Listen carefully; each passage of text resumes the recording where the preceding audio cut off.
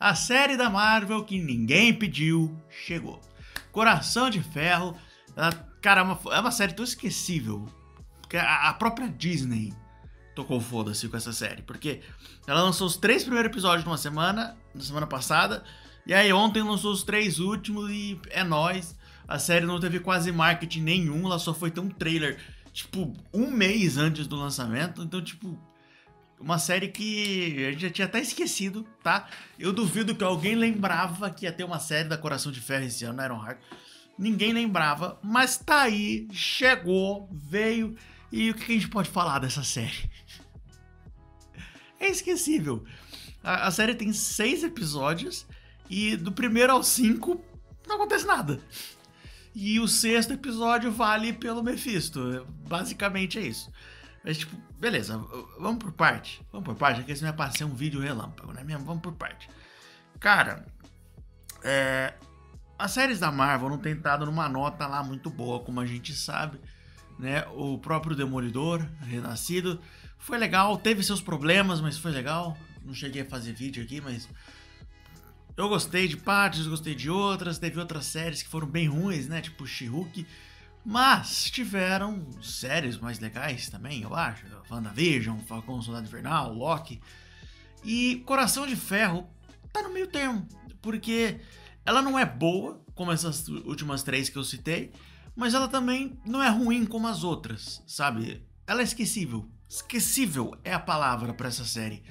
Porque eu tive que ver a recapitulação quando eu fui ver os 3 últimos episódios ontem, porque eu não lembrava dos 3 primeiros. Não tem nada memorável lá. E isso é um problema, né? Uma série tanto faz quanto tanto fez. Porque a série, ela começa, o primeiro episódio ele é bem fraco. O primeiro episódio realmente não acontece nada no primeiro episódio. Ele é bem fraquíssimo. E ele começa mal, né? Ele já começa mal com a Riri Williams ali querendo diminuir o Tony Stark, né? Aquela famosa frase que vocês devem ter visto no TikTok e tal, de você acha que o Tony Stark seria o Tony Stark se ele não fosse bilionário? Seria. Seria, Riri, seria. Minha filha, quando você construir uma armadura numa caverna com sucata, com gente olhando você, achando que você tá construindo um míssil, a gente conversa, tá? A gente conversa. Mas assim, cara, é muito ruim você querer começar a sua série, né? Você fazer uma série de passada de bastão, assim, né?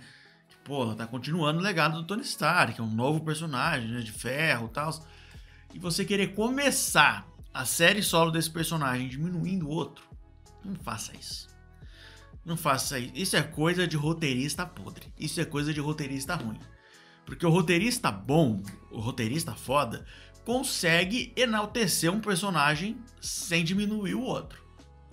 Né? Eu consigo tornar um novo personagem grande sem diminuir o antecessor. É isso que acontece com o Sam Wilson. O Capitão América do Sam Wilson tá conseguindo ser grande sem diminuir o Steve Rogers. Maravilhoso. Agora, a Riri Williams querer começar a série dela diminuindo o Tony Stark, minha filha, não tem uma pessoa no mundo que vai gostar mais de você do que do Tony Stark, tá? Eu sei que é uma passagem de bastão bastante difícil por causa disso, a palavra até engasgou, porque o Tony Stark é um personagem muito grande e tal, mas não precisa, justamente por isso, não diminua o Tony Stark. Faça a Riri Williams ter um apreço pelo Tony Stark, não um desgosto. Faça ela ver o Tony Stark como uma pessoa foda, como uma inspiração de quem ela quer ser. Não como, um cara que só conseguiu fazer o que eu faço porque ele tem dinheiro, sabe? Tipo, eu só não sou melhor que ele porque eu não sou bilionário igual ele. Porque você vai criar um desgosto gigante pelo personagem. Porque a partir disso, pelo resto da série, cara, desculpa, mas a Riri Williams é chatíssima. A Riri Williams, nossa, cara, eu não sei o que era pior, a Riri ou a melhor amiga morta dela lá, que virou a inteligência artificial dela, a Natalie lá. Cara, que dupla insuportável, tá? Mano, eu tava torcendo pro Mephisto o tempo inteiro. Eu tava torcendo pro Mephisto e pro Capuz a série inteira. Porque, cara, legal, a Riri Williams, ela faz as armaduras e tal, o design das armaduras, CG da série, tá tudo muito bem feito. Só que, cara, a personagem não tem carisma. tá ligado? O personagem se acha pra caramba, acha que consegue resolver tudo sozinha, toma decisão burra atrás de decisão burra, tá ligado? Mano, então, tipo, quando você tem uma série que a personagem já não é. Já não tem um olhar tão apreço do público, assim, sabe? E você começa essa série já com ela querendo diminuir o cara que todo mundo ama. Você pega uma personagem que lá no Pantera Negra a galera já não curtiu muito e você joga ela ainda mais pra baixo aqui, irmão. Tá? A Riri Williams vai voltar, não sei se vai aparecer em Jovens Vingadores, e vai estar nos Vingadores e tal, mas ela vai aparecer em algum momento, né? A série deixou um cliffhanger que, cara, um cliffhanger bem besta, né? Já digo de passagem, vou elaborar mais daqui a pouquinho, mas que eu não sei, né? Eu não sei se vai ter uma segunda temporada de Ironheart e tal, mas hype nenhum para uma segunda temporada de Ironheart, tá? E, bom, fora a Riri, a gente tem outros personagens. O vilão eu gostei bastante, o Capuz, a trama do Capuz. Eu gostei, tava interessante. O final eu achei a revelação da motivação dele, eu achei muito ruim. Mas, até chegar lá, a motivação dele, a forma dele agir, tudo tava legal. O mistério do Capuz, apesar da gente saber que era o Mephisto, né? Mas eu gostei da confusão ali, da Riri falar com a menina gênio, lá, com a menina feiticeira lá, e achar que era o Dormammu e tal. Mas assim, o final do plot do Capuz, cara. Tipo, você fica 5 episódios acompanhando o malandro, sabe? Ele tem esse plano e tal, você fica, por que é esse plano? Vai se revelar uma parada foda, o que é esse plano, o que ele tá fazendo e tal. E no final o plano dele só queria se vingar do pai dele mesmo. Só isso. E você fica tipo, porra, cara, sério, esse tempo todo era só uma vingancinha com o pai? Na moral, esse mistério todo era só uma vingança com o pai, vocês estão de sacanagem. Me broxou. Eu achei bem fraco isso, achei bem bosta.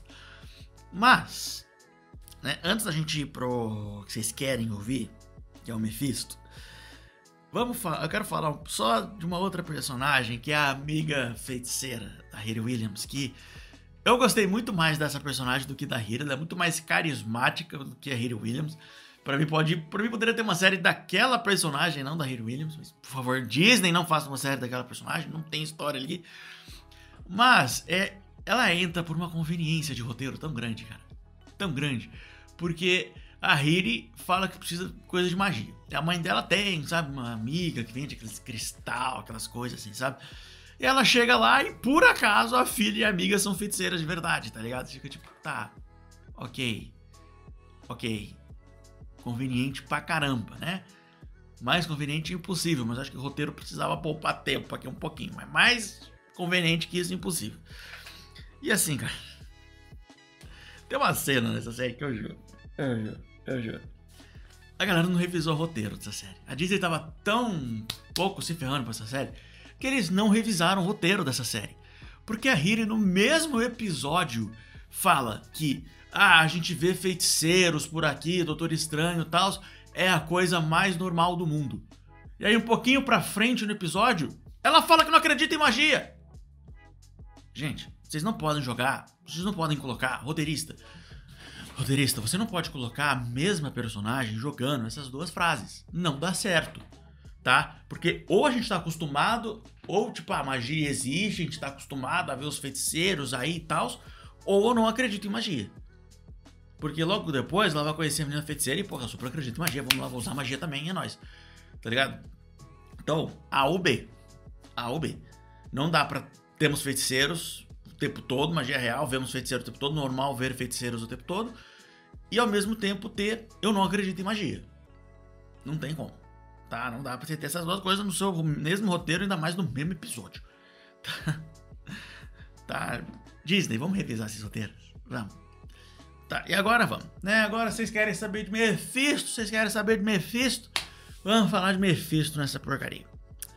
Mephisto, que aqui é interpretado pelo grandiosíssimo, pelo magnânimo, magnífico Borat, Sacha Baron Cohen, que é assim, uma folga, assim, gigantesca, a melhor coisa dessa série. Tá? Uma folga assim, nossa, que folga gigante que tem pra esse ser o melhor personagem da série. Infelizmente ele aparece só no último episódio da série, a gente não vê ele na forma vermelhona, demorona dele. A gente vê isso só num reflexo da colher ali. Mas o Sacha Baron Cohen tem uma brincadeira com a voz dele ali, sabe? Ele tá falando com uma voz normal, e de repente vem uma voz que seria mais a voz do Mephisto e tal, ali, que é bem interessante. Só que a atuação deste homem é... Caraca! A atuação deste homem é linda. Porque você... Cara, você assistindo, você se sente tentado a fazer um acordo com ele, cara.